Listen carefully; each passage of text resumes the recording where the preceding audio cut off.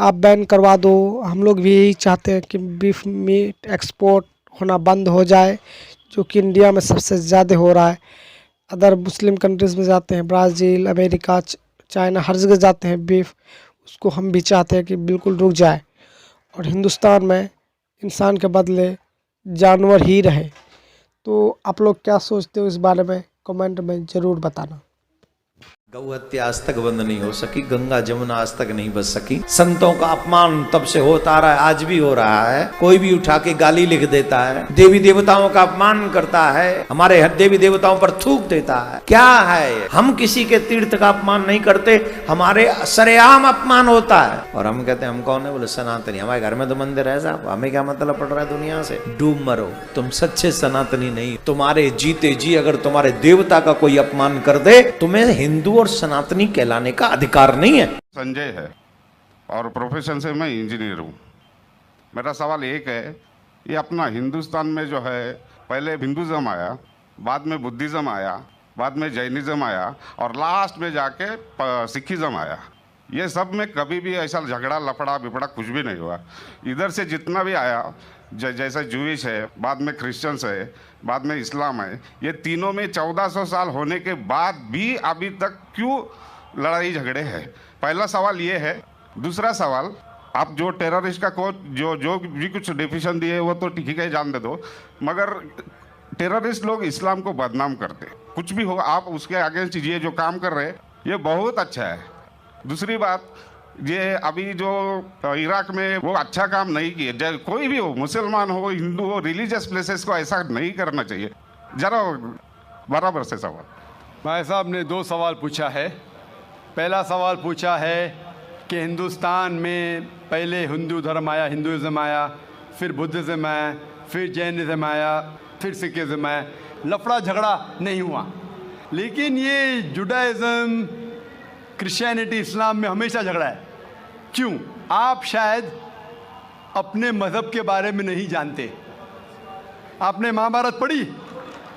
महाभारत पढ़ी आपने? पूरी महाभारत में झगड़ा ही झगड़ा है।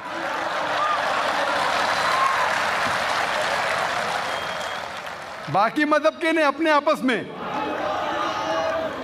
अगर आप पढ़ते महाभारत, जो एक स्मृति है जो मैं पढ़ चुका हूं, उसके अंदर कजिन्स, रिश्तेदारों के बीच पांडव 5 और कौरव 100 झगड़ा होता है। महाभारत में झगड़े के बारे में जितने वर्सेस है, कुरान मजीद से कई गुना ज़्यादा। अगर गिनेंगे हम, कुरान मजीद गिनेंगे कितने वर्सेस है, महाभारत में कई ज़्यादा है।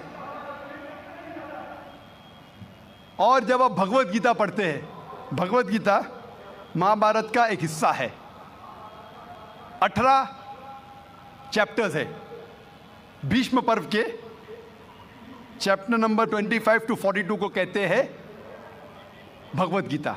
और भगवत गीता सबसे ज़्यादा पढ़ी जाने वाली किताब है हिंदू मज़हब में।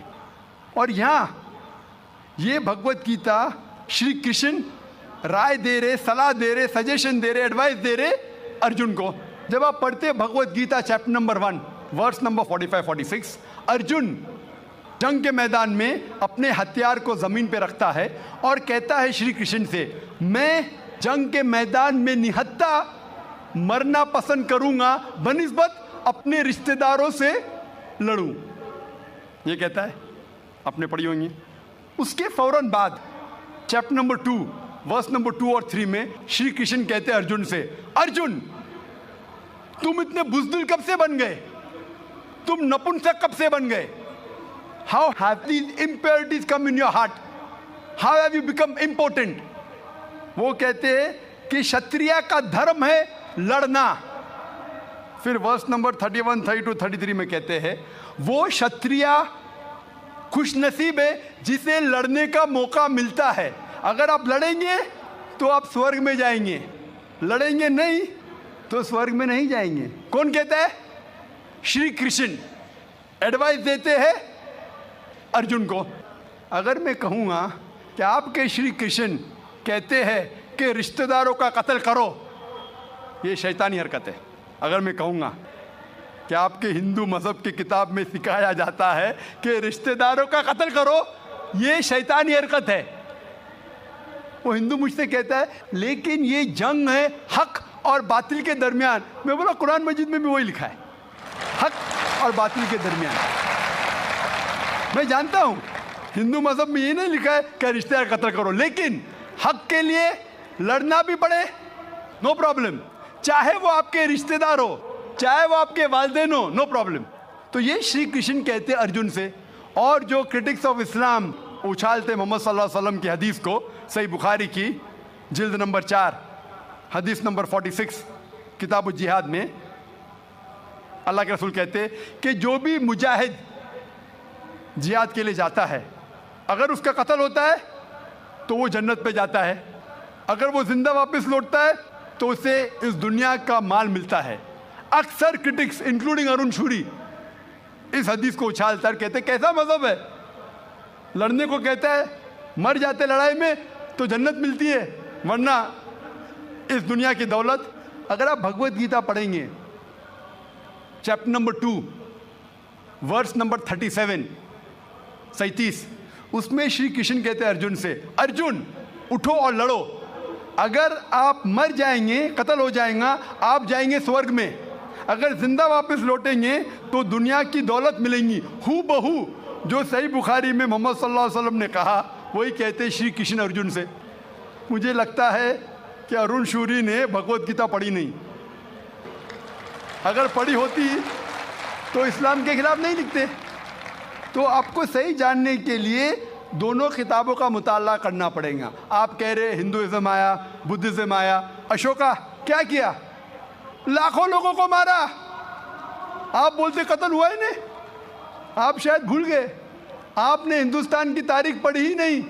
तो हिंदुस्तान की तारीख आप पढ़ेंगे, यहाँ भी कई लाखों लोगों का कत्ल हुआ है, ना ही सिर्फ महाभारत के अंदर लिखा है। आप देखेंगे अशोका फिर वो दुनिया को त्याग करता है और फिर वो संत साधु बन जाता है, लेकिन पहले तो कत्ल किया किसने। तो आप देखेंगे हिस्ट्री में यहाँ भी कत्ल हुआ, जुडाइज्म में भी है, क्रिश्चियनिटी में भी है, इस्लाम में भी है। जहाँ भी आप देखते कुछ जगह जो झगड़ा हुआ, लड़ाई हुई, वो हक और बातिल के दरमियान, सही है। और कई जगह आप देखेंगे मासूम लोगों का कत्ल किया गया। आप जानते हैं in the history of the world in the name of religion, मजहब के नाम पे जो सबसे ज़्यादा कत्ल किए वो क्रूसेडर्स ने, ईसाईयत के नाम पे लाखों लोगों को कत्ल किया ईसाईयत के नाम पे। अगर आप देखेंगे एक शख्स जिसने सबसे ज़्यादा कत्ल किया दुनिया में, कौन है? सबसे ज़्यादा कत्ल किसने किया दुनिया में? हिटलर।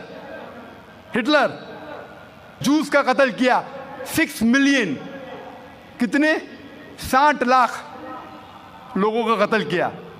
मैं ये नहीं कह सकता हूँ कि ईसाईयत गलत है। अगर हिटलर ने 60 लाख यहूदी का कत्ल किया, मैं ये नहीं कह सकता हूँ कि ईसाईयत और बाइबल ये सिखलाती है।